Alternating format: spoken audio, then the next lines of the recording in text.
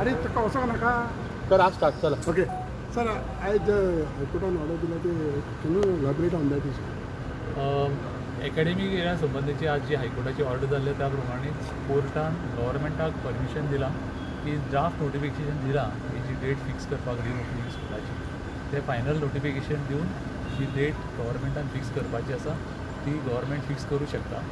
आतां जे draft notification जे आयलां त्या प्रमाणे स्कुलां पयली ती 5वी मेरेन ही आसा ती जुनान सुरू जातली आनी 11वीची सुद्दां जुनान सुरू जातली. बाकीची जी स्कुलां आसा ती एप्रिलाच्या पयल्यान जावं दुसऱ्या आठवड्यान सुरू जातली with a break of 1 week. So 2 टर्मा मदीं ऑर दोन एकाडेमीक इयर्सा मदीं 1 विकाचो फरक आसतलो.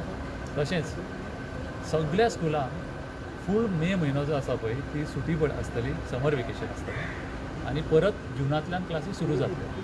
सो हें जें नोटिफिकेशन आसा तें 27 तारखे उपरांत सरकार केन्नाय इशू करूं शकता. कित्याक 27 तारीख मेरेन तो टायम आसा ऑब्जेक्शनां फायल करपाचो. तो टायम एक्सपायर जाल्या उपरांत गव्हर्मेंट केन्ना हें नोटिफिकेशन इशू करूं शकता. Okay thank you.